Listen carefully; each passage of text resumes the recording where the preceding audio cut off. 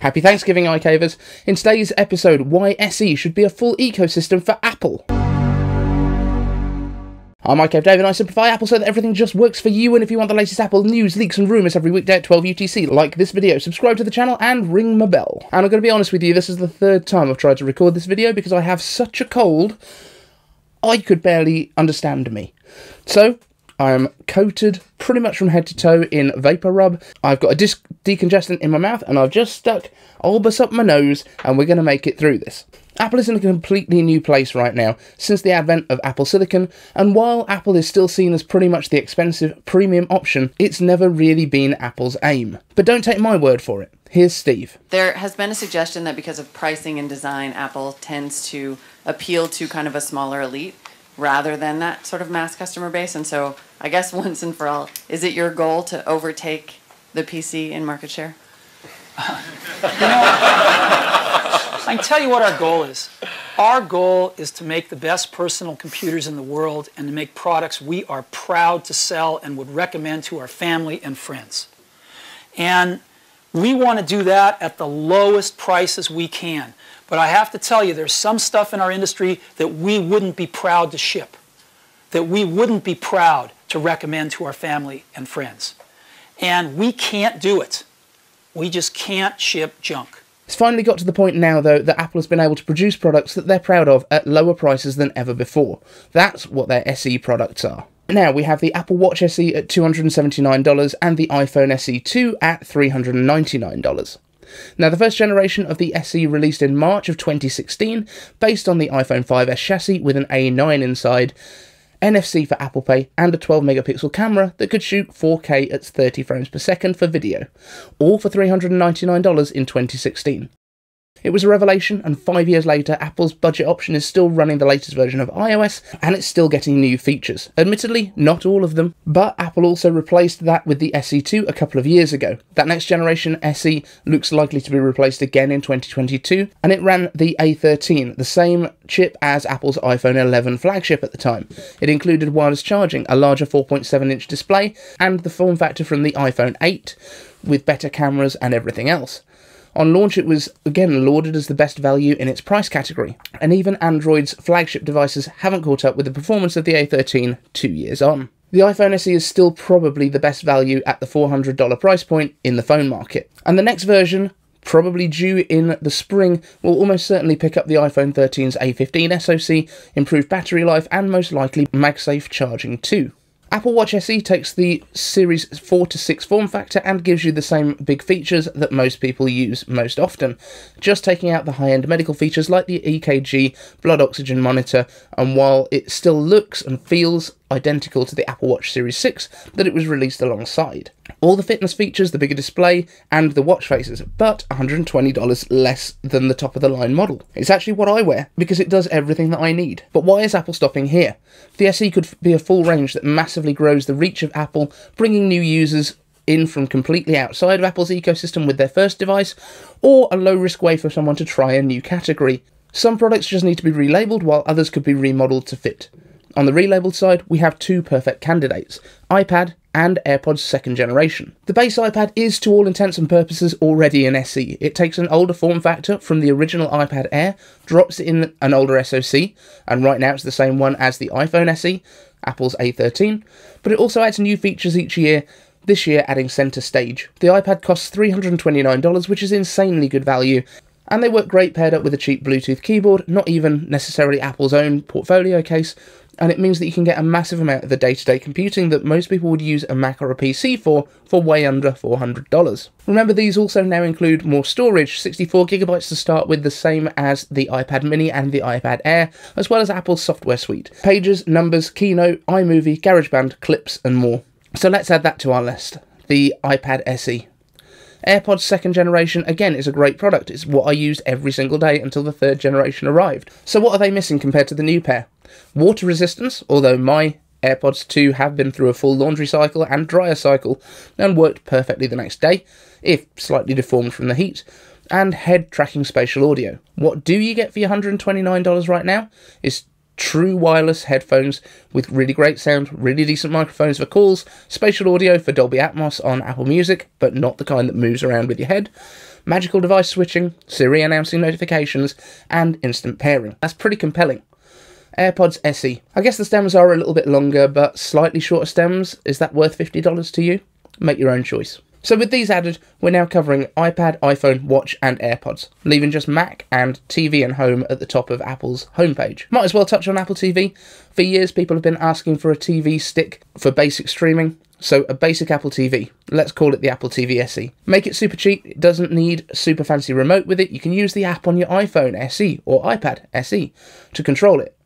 Or even Siri, as Apple seems to like the idea of Siri controlling lower priced stuff, like the Apple Music voice plan. If you want to game on it, let it offload the process into the iPhone and basically stream the game to a bigger screen. Under $100, probably $79 would be low enough that a lot of people would impulse buy, but more likely $99.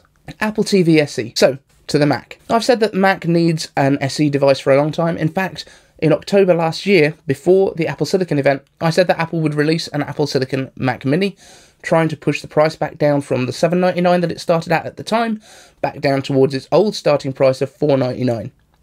And to be fair, Apple did bring the price down to $699, so I guess I was the only one who not only predicted the Apple Silicon Mac Mini, but also the price reduction. Somebody call Apple Track for me. But in all seriousness, the package that the Mac Mini comes in today, the carved aluminium box, could be reduced in price and size, now that M1 is well and truly paid down in terms of R&D.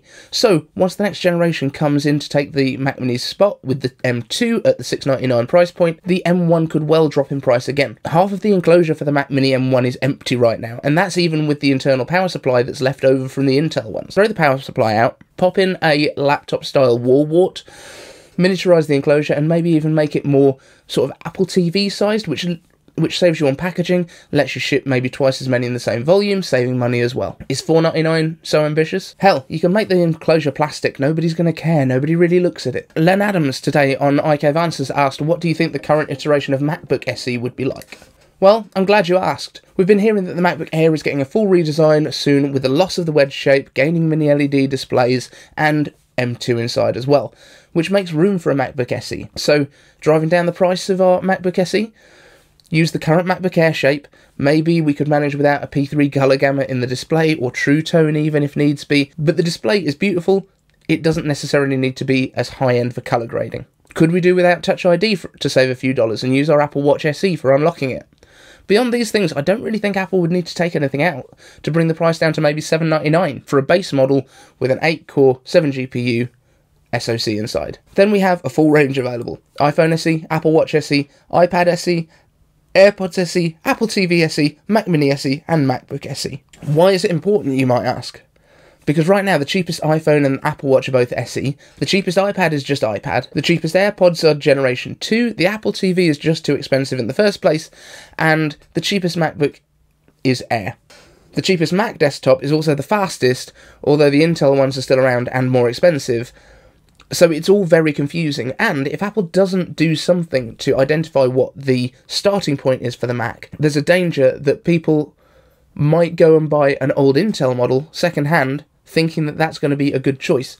It's going to give them a bad experience of Apple compared to Apple Silicon, and it's probably cost Apple more to make.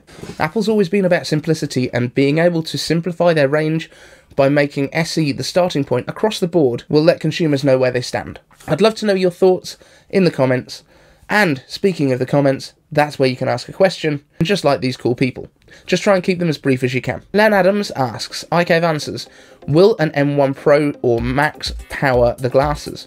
Because there's a report that the glasses processor will be faster than M1, but battery consumption? Now, this makes perfect sense to me. It will probably be something along the lines of an M1 or an M2 or an M3. Probably more likely to be an M2 than a Max of any sort. And this will not only be faster, but also have lower battery consumption, because as we go down the process nodes, less power is needed.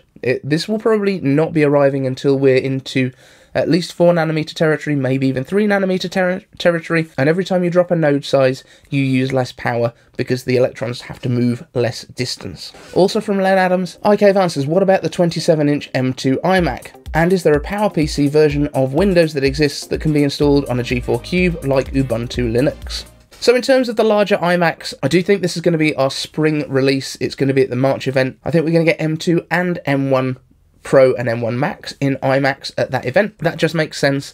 I think they want to finalise the rest of the designs that are going to be coming out throughout the year, and then we'll just be into replacing chips every year. Much easier for Apple to get that cadence running. In terms of Windows for PowerPC, no, that was one of the big reasons that when Apple went over to Intel, this is when Boot Camp arrived, and there was the opportunity for people to start using Windows on their Mac hardware. Evan Rogers asks, in honour of American Thanksgiving today, which Apple products are you most thankful for? And yes, happy Thanksgiving to all of our American viewers. The one that I'm most thankful for is just Apple Silicon as a group, basically.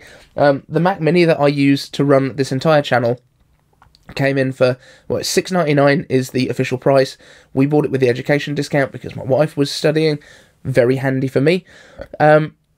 And it's been an absolute workhorse. It's the base model. It's the cheapest Mac that you can buy. It's the cheapest Mac that Apple sells.